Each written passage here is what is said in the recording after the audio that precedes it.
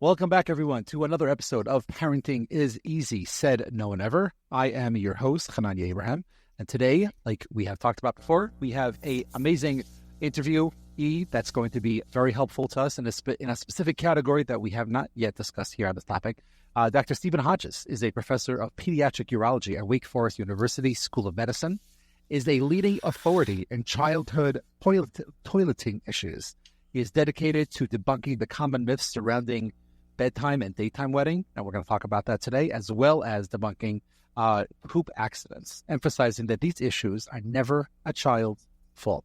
Dr. Hodges, residing in Winston-Salem, North Carolina, with his family, has authored 8 books for both parents and children.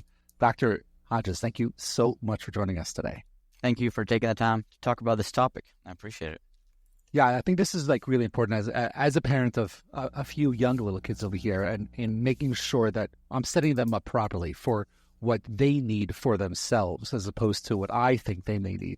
I'm curious, what are some of the things that come to mind regarding how us as parents can prepare more for making sure that our children are going to the bathroom properly, whether it's foods that we eat, whether it's a certain behavioral or even mental aspect of things that parents should be knowing that we probably don't know when it comes to making sure that our kids are going to the bathroom properly. Yeah, I think one of the things that's unfortunate is that there's a perceived kind of badge of honor for early potty training. And so some parents will think, look how bright my child is, they were potty trained at, 2 or younger. And then once they're holding their urine successfully out of diapers, then the parents check out a little bit in terms of monitoring how they're going. And so as you can imagine, if you give a 2-year-old complete responsibility over a certain task, that task may not be done, appropriately. And so what ends up happening is these kids what it means if you toilet train early is that the child's got good sphincter control, right? They can hold things in easily. And they tend to overdo it, which is kind of going to be our theme today. And so then they hold in things over time. The body just reacts with accidents. And so what started out as you thought was a blessing, this early toilet training, ends up being a kind of a curse, the accidents that may be difficult to treat at a later stage.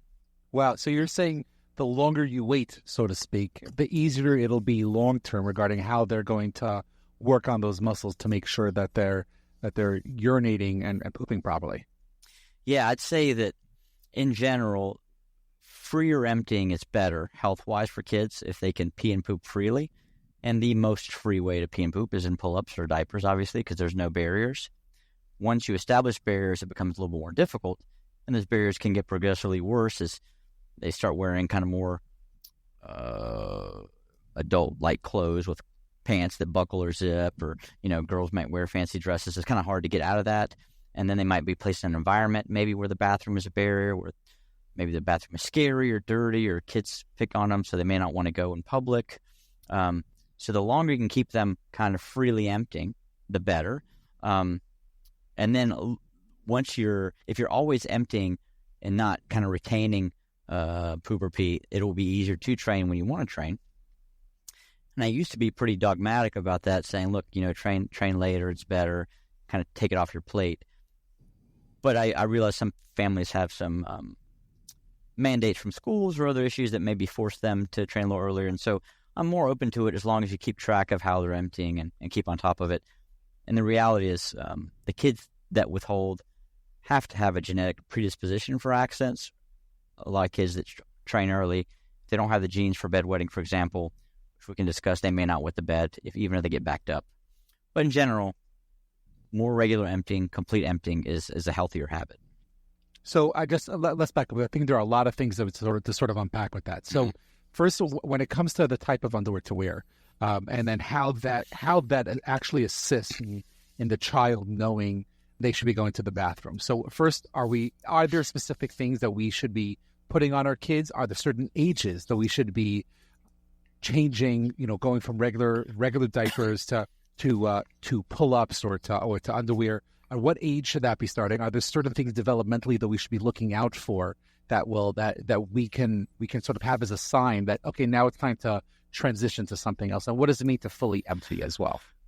Yeah, so I'm not a big believer in the put them in something that they will feel the wetness in and they'll learn, because when they're wet or when they've had an accident, the horse is out of the barn, so to speak. The accident's already happened. And so the accidents happen in children that have constipation, which we'll talk about, and they don't really feel the accidents. So one of the universal traits we will see in parents of children with accidents is the child, walks around with wet diaper or underwear and has no idea they even went. So not a big proponent of changing what they wear to promote toilet training. My point was rather that they have to have certain physical developmental milestones met, such as, can they get to the bathroom? Are they able to dress and undress themselves? If it's, you don't want to, can you imagine a little kid getting out of overalls or something, more difficult than if they had something they could just pull down, like jogging pants and pull up. So when potty training, whatever age you do it, I would look at how many barriers you can remove to the child going to the bathroom easily, because they're looking at it from a kid's perspective, not ours. We assume that people would just go to the bathroom when they need to. They look at it more as an inconvenience, and the more inconvenient it is, the less likely they will do it on time, and they'll just squeeze their sphincter till the urge goes away and then go about their business. And they don't understand that, it doesn't just disappear. It's still waiting to be emptied. Yeah. So on that point of when it's time for a kid to start training, what signs can us as parents look for to say, okay, now it's that, transition times that we should be making sure to have those clothing that are easy, accessible for them to take off so that they can go to the bathroom? And are there certain ways of delivering it to a child that this is the next thing we're going to do? This is you becoming a bigger person, and developmentally, which obviously it's being a big change. I'm curious, what can we say to our kids that can make it something relatable to them from their point of view, like you're saying? Yeah, and that's a good point, is that you're implying that we're talking to the children, which means they can understand it, which means they're at a certain age where they can understand conversation, right? Because some kids are trained so young that they may not even be able to communicate well. So what I've seen personally, anecdotally, as well as in my clinic, is that anytime before 3 appears to be a little bit too young for developmentally normal children, just because even though they maybe have the characteristics needed to do it, they don't have the level of understanding, can't really communicate well with them. And then 4 and older appears to be a little too late, because they're the kids that can't train then usually have an issue with the ability to train, maybe because they've been constipated already, or maybe have other issues, or maybe they have some hang-ups about potty training, but by 4 they should be able to potty train. So we kind of settled on 3.5 for most kids as a good age to introduce it. And we do a little bit of a soft sell. We just put out potties and recommend, hey, if you want to go to the potty. And traditionally we've seen kids urinate in the toilet a little bit sooner than pooping in the potty. And pooping is definitely the theme of today. Will be that pooping is difficult for kids, and they start withholding pretty soon. And there's a lot of tricks we have to use to kind of get them to defecate normally, on time, and regularly.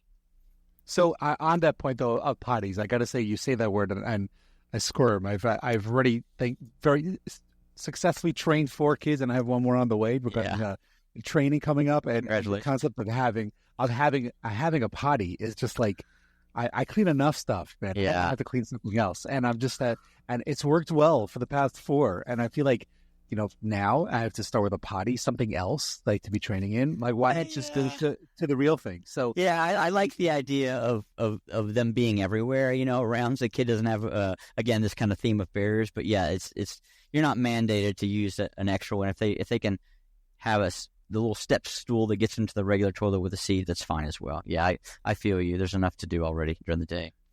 Right, but I understand what you're saying regarding to bringing down the barriers to make it accessible. So, on that point of obviously urinating is going to be very different than them sitting on the toilet and feeling, obviously, the different sensation, different muscles used. Are there certain things as parents that we can sort of look out for to say, maybe this child is now ready for the next stage, which obviously be after urinating, being able to sit on the toilet and pooping? What is that stage? What should we be looking out for? Yeah, you'll see them. So one of the interesting factors that there's a real common characteristic among children is that they will hide to poop. But hiding is definitely associated with constipation. Because if you think about it, if you're like if it's that much in your head, that you've got to go get in a location where you can be to yourself and kind of force it out, then you're thinking a little bit too much about it. I tell families I like to see the child, they'll be playing, pause, poop, keep playing. That's a good sign. When they're at that point where they're pooping really without a negligible strain on their psyche, then that you can introduce the toilet to those kids and they do better. The kids that are hiding, red face, squatting, trying to fight it, delivering a baby, so to speak, every time they poop, that's a sign that first, before you do anything, you need to get them pooping regularly before you try to potty train, because those are warning signs. So, but even before that, because I'm thinking like my 2-year-old is very good at, he has his spot in the house where he likes going to. And, but at the same time, I also feel like 2 is very young to be training, because he is not ready and he doesn't get the concept. So like, what's that balance regarding seeing him do these things and be able to differentiate of, hey, I'm doing something and I need my place to be doing it in. Yet at the same time, also taking a step back and saying, well, maybe they're not ready for this. Like how as we as parents, how can we differentiate like what the child is going through on the inside for how we should be treating them on the outside in the real world? Yeah, I think 2 points. One is that independent of that, look at their age. And again, I hate to put a hard number on it, but you said the same thing kind of. 2 years old is a little young. You know from other interactions you have with them that you can't really ask too much of him. I'm sure he's very bright, but it's just he's 2 years old. So even if they're pooping, even if they're ready, there's no rush here. You want to set good habits, and I understand my perspective is from treating when it goes bad, right? So I'm sure there's lots of kids, parents that potty train 5 or 6 or 7 kids and never have issues, and that's great. But in my world of how do I prevent people from showing up in my clinic 5 years later with accidents, any kind of signs of, okay, he's got to go in that corner to poop, it's in their head a little bit. And so I know that if it gets any firmer or maybe a little more uncomfortable, then it might be a little bit of an issue. So look at the poop. Is it huge, or is he putting out these huge logs? Is it very wide in diameter? Is he straining a little bit? And can we do anything to make it a little easier on him? So maybe, he doesn't go to the corner anymore. He just kind of pauses, poops, and goes about his business. I just think when you get it out of their head is the best way I can put it, and it's not even something they think about that much. They just do it. Those kids do much better with potty training.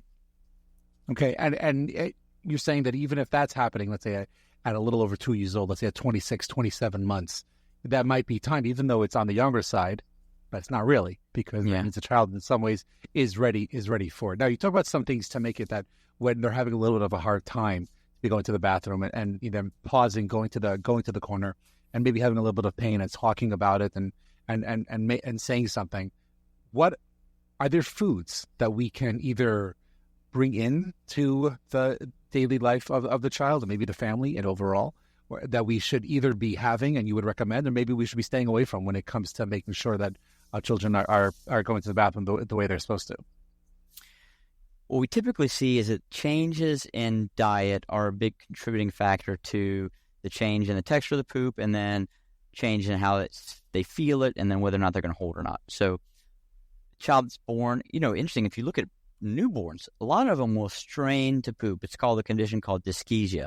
And they think it's when going from maybe passing a little bit of meconium in utero, where, happens maybe rarely, but does happen a little bit, and then going and doing that in the outside world, it's a strange sensation. And so human beings are very smart, obviously, and so they react in a way that's a little bit unexpected. I remember my oldest was just having the hardest time pooping, and a GI buddy of mine was like, just put a little thermometer in her bottom, and I don't even think they recommend that anymore. But the poop would come out like mustard. I'm like, what are you complaining about? This poop is completely soft. It's just the sensation of passing. This early mustard poop was strange to her, and then.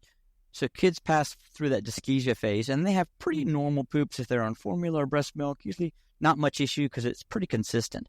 But the moment you change things, whether that's adding rice cereal, adding dairy, adding table food, maybe they had an infection, they had some antibiotics. What do you mean by table food? What do you mean by table food? Just like potatoes, rice, meat. You start giving them real food, adult food. Okay. That's going to change the consistency of the poop, and we see the opposite too, where if they're having regular poop, they get an ear infection or something, and they get put on antibiotics, they have diarrhea, and they go from diarrhea to normal, back to normal poop. Those changes really can cause a holding reflex. So anytime you see that, you have to be aware of it and make modifications. Again, I've been through all the diets, and I've seen so many kids with cleaner diets than I would even think is possible, right? These parents, I don't know how they have the time to prepare this meal, get backed up, that I don't, I would never not recommend a nice whole food, high fiber diet, because that's the key, right? That's probably what's gone wrong with modern humans, is it's such a processed diet that we can't really even poop normally. But it's just so hard to get there that the real world answer ends up being, some osmotic laxatives, just because you can, because you're just trying to get your kid to eat healthy calories best you can. And as they become more picky, getting a child to eat enough fiber to have comfortable bowel movements it's a struggle. And again, I say diet's important, but I think personality and genetics are more important, because I've seen kids eating, again, meals that you couldn't believe how much time and planning went into these meals, how healthy they are, and they still just don't want to poop and they hold it in. So do the best you can with diet, but always make up the difference with, other products as needed to keep the kids moving is my philosophy. What do you mean by genetics, and how does it come into play regarding our kids' bowel movements? Yeah, so I look at like the concept of anal retentiveness, right? How likely are you to withhold poop if you feel uncomfortable? And I can't begin to explain the personality traits that cause that, but I just know it. And so, classic example: if I'm in my clinic and I see a child that is severely constipated, and I just look at both parents and I'll say, look at the one that looks like him or looks like her, and I'll be like, hey, I bet you were constipated as a kid. And they're like, oh, I was. And so you just see this trait, and it's not like we evolved constipation genes. It's just that some people, whatever their way their brain's wired, they're more likely to squeeze their sphincter if they have an uncomfortable bowel movement. And other kids will sit there and just force it out, But it's definitely genetic in that manner speaking. And so once I get a lot of kids better from their accents, and we're through this process, and I'm graduating from my clinic, often say, okay, remember when you have a kid, make sure they're pooping at a young age, because I do see it repeat itself over and over again. Is there a certain amount of time if a kid is sitting on the toilet but nothing's coming out, that as parents we should be like, all right, let's go do something, maybe distract ourselves a little bit, get out of our head, and then come back? Is there an amount of time that is considered quote unquote normal for a child? Yeah, that's a good point, because the way we're designed to empty is you get the urge, you go empty, you're done, right? And so a lot of what happens with kids with accents is that doctors or parents will say, okay, we're going to sit you're having accents, so we're going to sit on the toilet every 2 hours so you pee.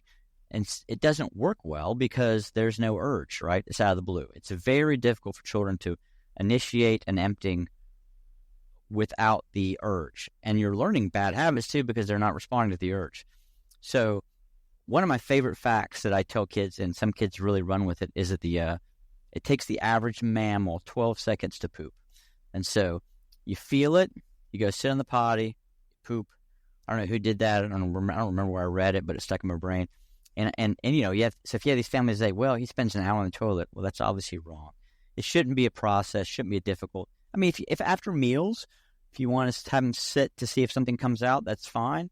And some kids, they sit to pee maybe, and they didn't even realize they had to poop, and they are able to poop. That's fine. But in reality, you should get an urge, respond to it, and be done. And it shouldn't take much time at all. Squatty potty. Is that something that you would recommend, especially for kids that are looking to have the right posture? And even for adults, is that something that should be used? Yeah, I definitely, we work with them actually. I remember for some children's themed potties, I think the best way to poop would be kind of an air squat position, right? So you're squatting down, but your bottom is not resting on anything. But that's like, I don't think Americans can even do that. It's just like a high level physical move. But raising the knees to the chest is very important. I know two examples of that. One is kids with rectal prolapse, which is a condition where they strain so much that they actually evert the rectum out of their bottom. So the intestines everts out. It's a consequence of severe constipation. One of the ways that doctors recommend preventing prolapse happening in children is really knees to chest defecation position, which is relieving the pressure enough that the poop comes out easily without straining. So you can imagine lifting the knees by placing the feet on a stool can mimic that. And another I read once, a mom, she said, which ties into that, is every time her young infant had trouble defecating, she would sit kind of crisscross applesauce and then kind of dunk the child's bum in the hole there between her legs. So it's almost like imagine a kid that fell in a hole and they accordion their body, their knees at the same position, and that child, she said, would always poop easily. And that made sense to me because they were getting in the same position as this kind of knees to chest position for prolapse. So something about that position helps emptying happen at less pressure. Yeah, what's coming to mind for me is, I guess, getting to that cannonball position before you jump into the water. Yeah, exactly. Yeah, on the toilet, I think could be helpful for a child, and obviously help with maybe the core muscles as well, as the child is sitting there for hopefully only 15 seconds or exactly. less, Yeah, in that sense. And you remind me of something else that I used to do with my little infants is, hold them by their back and hold their feet, sort of bring their knees to their chest and like a sitting position, like midair. So, and when they started making those noises that you knew they were trying to go to the bathroom, it would be that sitting position. I guess it's the same thing as sitting crisscross applesauce and putting the kid inside. Yeah, let's say that same concept, and that movement can obviously be very beneficial for the child and obviously for adults as we make sure that we have the right posture when we're on the toilet. You've talked about, and I'm curious if you can add to the concept of constipation and bedwetting and what the correlation is between the two. Can you talk about that for a minute, please? Sure. And I want to start out by clarifying what we mean by constipation, because I think that's one of the semantics and the definition of what constipation means has been one of the main causes of bedwetting being, I think, undertreated in children. So when adults think of constipation or functional constipation, they think of rare bowel movements or hard bowel movements. And unfortunately, children may not present that way, so it may be missed. I think that the only consistent trait we will see in kids that's, across the board will be larger bowel movements, because what we're treating is delayed emptying of the rectum. So kids put off pooping. So you got to poop right now and it would come out easy, but you don't want to because it's not a good time. So you hold it, and then you got to poop later, but you want to hold it. And so by the next day you finally go, you have so much poop out in the rectum that not only do you put out a large, wide bowel movement, it hurts, it's painful, and then you probably don't get it all out, which is incomplete emptying, kind of back to that topic. And so you end up with that kind of behavior, eventually leading to this overly distended, overly full end of the colon, which is called the rectum. And since the rectum is a sensing organ for fullness, which happens via stretch, if you constantly stretch it or always leave it stretched, you lose a little bit of the sensation of when you need to poop. So you end up sitting there with a lot of poop in the rectum. You may not even feel it because it's been stretched like that forever. And that stretching in the rectum starts impinging on the nerves that go from the bladder to the brain. And those are the nerves that control whether the bladder is full, retains urine, or empties urine. And what it can do, a large rectum, is set off a reflex void, which is just an automatic emptying bladder, which probably doesn't even get to the brain. It's just kind of like a loop reflex. Bladder to the rectum, to the spinal cord, back to the bladder. And so you empty the bladder completely without any awareness in your brain, which explains why kids can wet the bed and not wake up, or kids that have accents while awake can have an accent and not even know they had an accent, which is pretty consistent in our clinic. Wow. So in general, it sounds like the less the brain is working in a certain way, the better chance for the muscles to relax, with better chance of actual the relief to be there internally, and therefore that's where our accidents would happen. So how can parents create that environment in a way where it's being done in the toilet and not in a bed? I would say that if we go back and forth on age, so I usually say 4 years of age, maybe into 5, is an age where bedwetting shouldn't be happening anymore. And so if you have a child that's wetting the bed, don't worry about anything other than addressing the bowel movements, because if they can't retain urine, then most likely that reflex is being fired off by this rectal dilation. And so if you have a kid that's 4 or 5 years old, wetting the bed nightly, oblivious to it, don't know, they don't wake up, can't wake them up easily, seems like a large volume. A lot of these factors start influencing parents. They think, well, they're too sleepy because I can't wake them up. There's too much urine because the bed's soaked. In reality, it's almost always a bowel issue. You could get an x-ray if you wanted to document it, or you could just start them on some type of laxative or enema or suppository program, empty them out, and you'll see this gradual lessening of the wetting until they're completely dry. That's the key. Okay, so a parent should be on top of this already at the age of 3 years old, just to be wary of the things that might happen outside of the bathroom when it comes to their children. And there are things that they can do or maybe even give that can really help the process. But they shouldn't be worried that this happened, because in some ways it sounds like it's more normal than we think, and it's more common for there to be things that we can do just based on what there is out there. So I guess, going back to the question I asked before, are there certain either foods that we can give our kids that can be beneficial, or maybe there's certain ways of talking to our kids that it's relatable regarding the concept of peeing properly or bowel movements properly, that maybe the language is something that we can better understand and know? Are there certain things that we can do? I foods, it's going to be a trial and error because everyone's so different. Everyone knows, high fiber is good for bowel movements, but sometimes if there's too much fiber without enough fluid, it can make it actually bulk things up a little bit. So you have to look and say, okay, when my child eats blueberries, they poop. Okay, if that works for your kid, can you give them blueberries more regularly? Can you, if they eat cheese, they get backed up, can you avoid the cheese or use it sparingly? So it's kind of trial and error. I think that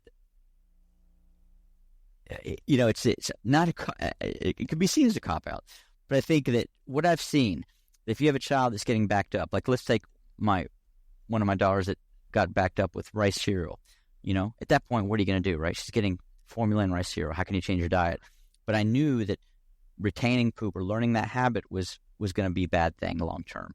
So I started, Miralax at that age. I talked to my pediatrician, made sure she was on board, and we started and kind of immediately kind of restored this normal mushy poop. And that holding behavior only lasted a week, and then she was back to normal. And we kept her on it, and she did great. And she had this added benefit of not caring where she pooped. She was really easily pooped in public, and she never developed, again, these hang-ups about the discomfort involved.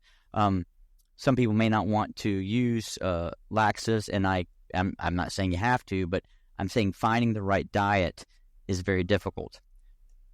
Talking is also very difficult because it's one of these concepts that you can't really reason through with kids. Like if I told a child, okay, listen, you have to poop on the potty, or if your poop hurts, you really got to let it out.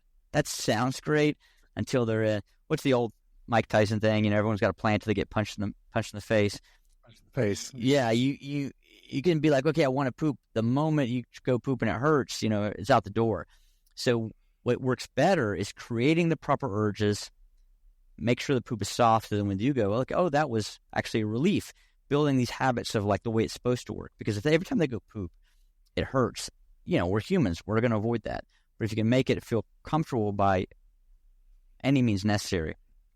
And I'll give you a good example. There's certain kids that won't poop on the potty, right? They just won't. If they get the urge, they'll ask for a pull-up or they'll go in the corner or whatever, but they're not going on the toilet. And some people will keep them bottoms off to help encourage going on the toilet. And if the urge, as it comes on, for their brain, might come on a little just too subtly for them to make a difference. So there was a doctor, Dr. Dom, that came up with a strategy, and it works great. He said, well, I'm going to overwhelm the urge. I'm going to give them an offer they can't refuse. And so he would give these high doses of X-Lax. So this urge comes up, and they're like, man, this poop's coming. There's no stopping it. And those kids, they poop on the potty because they know it's coming. And it not only do they poop on the potty, it flips a switch in their brain that changes the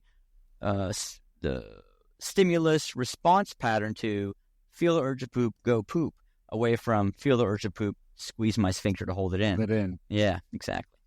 So Wow. you got to watch that process and see, because some people just need a lot of stimulus to go.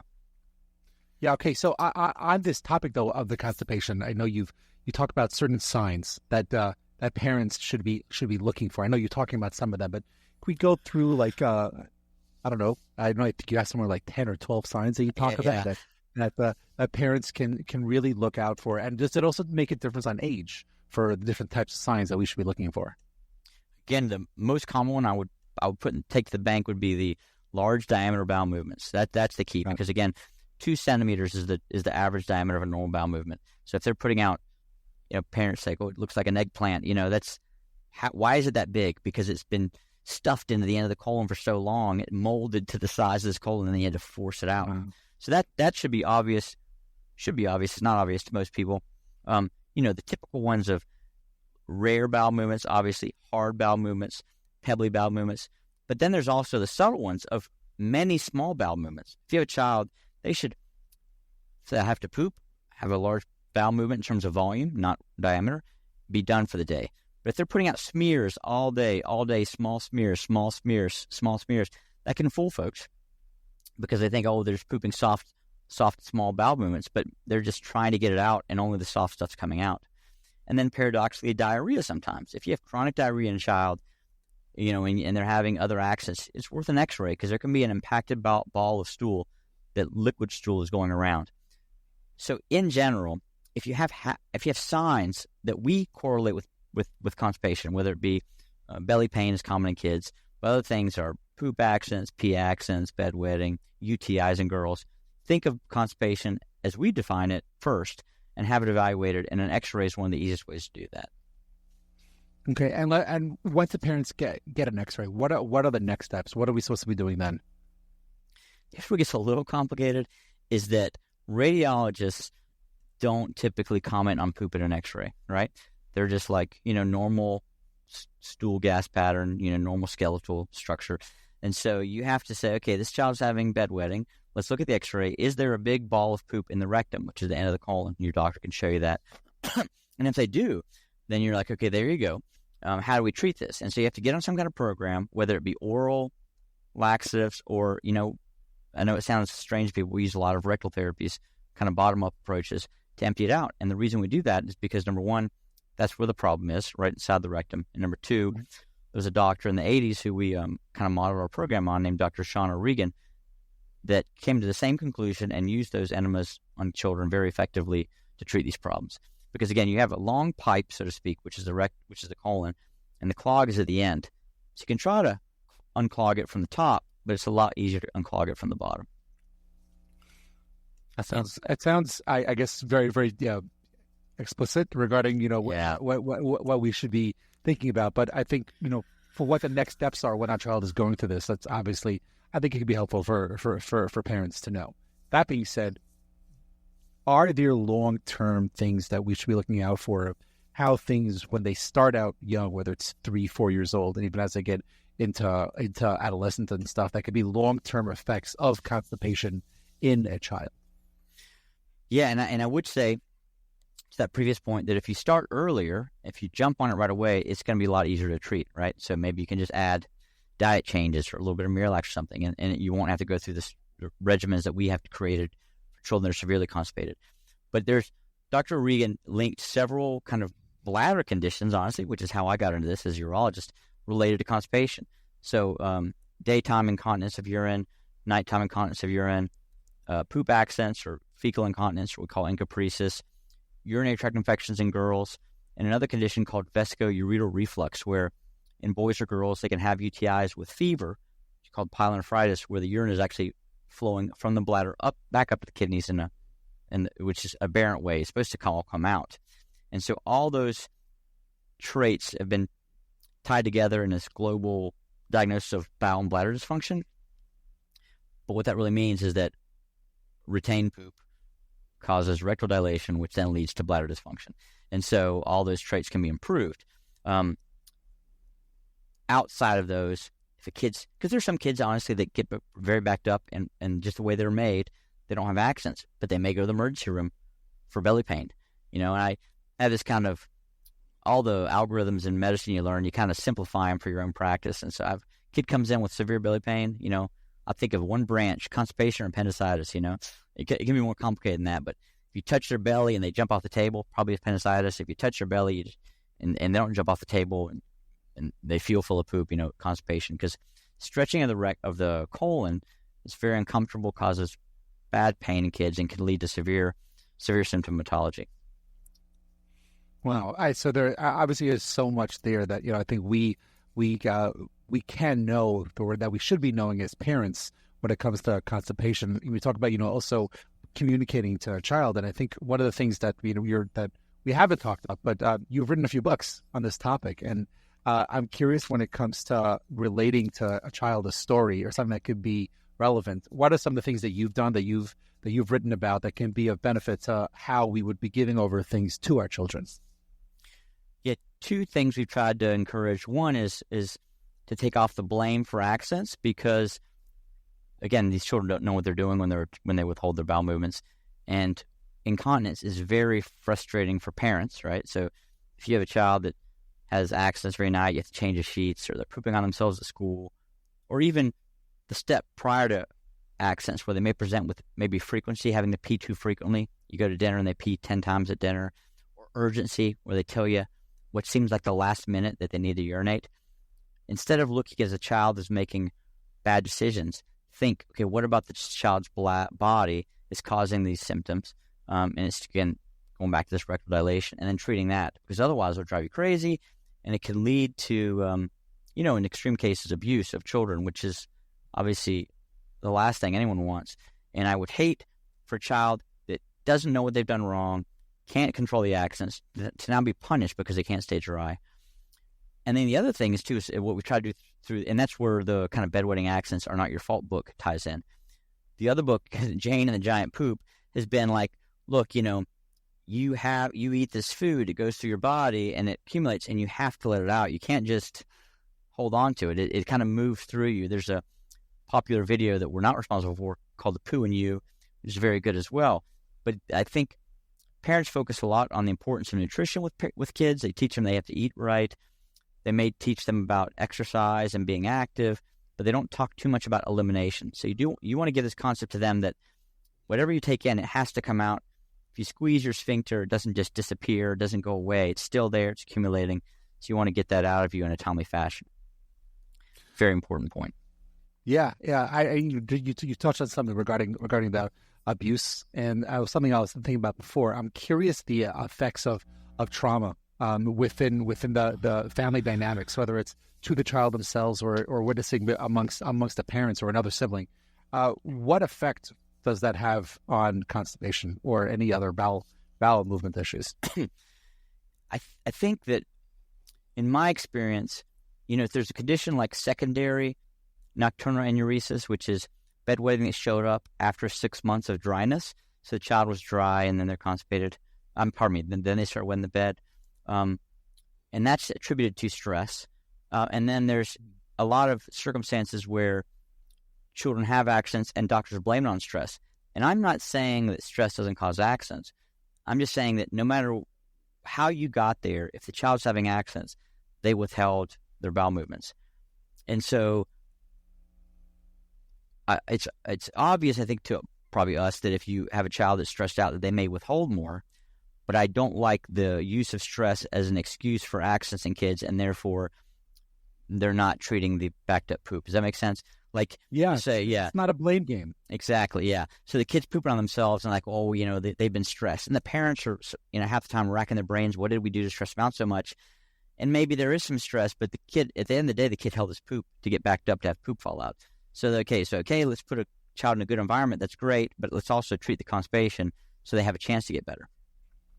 That's okay. Yeah, that makes a lot of sense. I know there's so many more things, doctor, that I want to touch on over here. Just a few more quick things over here before we wrap it up over here today. I'm curious, as kids progress and there are things happening that it's not going well, and parents are obviously frustrated. And I think one of the things I'm taking out of today is that parents, we should be taking a look inside and realizing this is not our child's fault. I think that's one of the biggest things that I'm taking away from our conversation today. But I'm curious, what other resources are there? Where can people look in their local neighborhoods and maybe clinics where maybe the questions they should be asking their primary care doctor when there are issues that are just prevailing and they're just constantly there?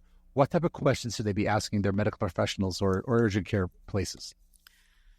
Yeah, I hate that this is the case, but unfortunately I've seen this too many times, is that because most accidents resolve on their own, and that may be in a year or it may be in 10 or 15 years, doctors tend to not treat them, right? Because let's say you have a bedwetter, he's 5 years old. That would be about 25% of all kids in the clinic, and there's a 15% resolution a year. So it's much easier for the pediatrician, and I'm not blaming them because they're dealing with lots of problems, to say, you know what, are they pooping okay? Great. They'll outgrow it, and then maybe in a year, 15% of them outgrow it, but then maybe in 10 years, some haven't.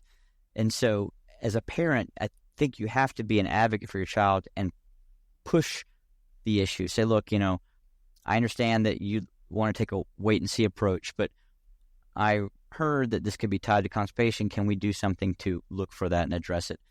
And I will say this about that is that, number one, I believe if you get an x-ray and you look for what we're talking about, you will find it.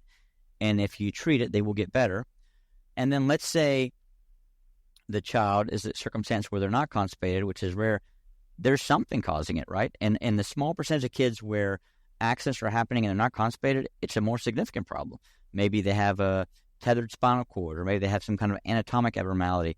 So if you push the workup, hopefully and likely it's going to be constipation. That's easy to fix in theory. But if you ignored it, then maybe for those small cases where severe condition is being missed for a long time, you're really behind the eight ball. So I say if you have a child that's incontinent, don't take a doctor's word of we're going to wait to outgrow it for, say, look, no, this is something, I appreciate your advice, but we really want to pursue this. We really want to treat it. What can we do to find out the causes? Okay, so as we sort of, there's so many more questions I really want to ask over here, but I think there's one thing that stood out to me for something that you talk about regarding the MOP anthology. Could you talk a little bit about that and how that's something that we can really take into our family dynamics? Yeah, so this goes back to the 1980s when Dr. Sean O'Regan, who I mentioned earlier, was a nephrologist in Canada, and his son was wetting the bed. And he says his wife was like, man, he's wetting the bed. Aren't you you're a doctor? Can't you fix this? And he took it to heart. He went, researched causes of bedwetting, and he independently, putting all the physiology that was available at the time together, presumed that this would be due to rectal dilation, which is the theory we've adopted. And he's proven it. And then he said, okay, I bet my son has rectal dilation because of withholding poop. I'm going to test it. He tested his son's rectal dilation with a test called the anal rectal manometry. This is brilliant scientist, but definitely a scientist because not many people would do this to a kid. You put a catheter up their bottom, and you blow up a balloon, and you see when they feel the balloon. His son didn't feel the balloon until it was 150 cc's of fluid in it, which is way too large. So he said, there, proved my theory. My son's rectum is dilated because he was holding his poop in. Now I'm going to treat that, and he's going to get dry. How did he treat it? He gave his son an enema every night. And his son was dry within a month because he fixed the problem. And he proved unequivocally that rectal dilation caused bedwetting. And that was the O'Regan protocol. 1 enema a night for a month, and then he tapered it over 2 months. We independently kind of discovered this correlation, then rediscovered his work. Because, I was a urologist. I didn't know how to use enemas. I was scared to death to use them. But once I realized he was doing it and it worked better, I jumped on with both feet. But we found that we saw so many kids now with so many problems, night wetting, bedwetting, poop accidents, that a month of enemas wasn't enough sometimes. So we made the modified O'Regan protocol, or MOP, and we've made several variations of it, of enema therapies, oral laxatives with or without them, all whose goal is the same, to empty the rectum as quickly as possible and as adequately as possible so that it can shrink back down to normal and the children can be dry. And that's basically the premise of the MOP anthology. Well, and let's say parents need to be doing something like that at home. What are they asking for within their clinic, wherever they are in the world? Honestly, you can go to our website, www.bedwettingandaccidents.com. We have all the resources you need. Obviously, if you're more comfortable doing it with your pediatrician, that's fine. But we're kind of on this point in history where we think, maybe 10 years from now, it'll be common knowledge. But right now it's not. And so you might get some pushback. Again, I don't want any parents doing anything they're not comfortable with, but be aware that if you go to your doctor and say, we've done a month of enemas in my son and he's wetting the bed less, the doctor may say, and we've seen this before, stop that right away. You're damaging your son, and the bedwetting comes back. So we have a lot of experience and data and research into the safety of enemas. We know how to do it safely, and we have that on our website. But it's definitely a controversial topic, unfortunately. Yeah, it is unfortunate. I'm curious, you mentioned your website. Are there any other places you recommend, whether it's educationally or things that you would recommend people either read or look at, or people to sort of see more on this topic? What would you recommend for parents? Yeah, and unfortunately, we're kind of putting all of it out. So, and everything is on that website. We have a list of all the books we published that you mentioned. We have a list of the research publications that we've made, as well as Dr. O'Regan's papers that tie into it.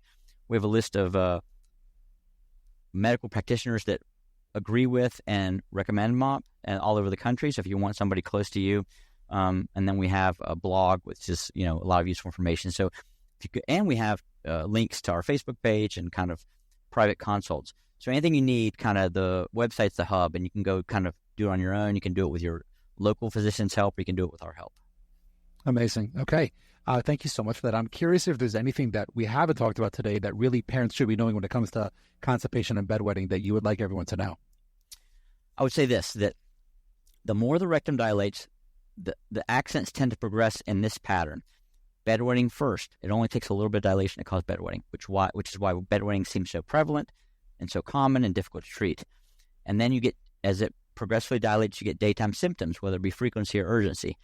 And then you get daytime accents, which they don't feel, and then eventually poop accents. That's like end stage constipation. Poop is just falling out. So if you have a child with bedwetting and daytime wetting and poop accents, which some kids do, as you empty them out, the accents will go away in that reverse order. So the poop accents will go away first, the day wetting will go away second, the day symptoms will go away third, and the bedwetting goes away last. So a lot of parents will come into my office and say, oh, they're bedwetting, please help me. And we try to treat them, and they're not getting better right away. And I say, well, are you sure they didn't have daytime symptoms? They say, well, they peed all the time, but now that's gone away. I'm like, okay, that had to go away first before we got to the bedroom. So I want everyone's kind of expectations appropriately aligned so they don't get frustrated with the process.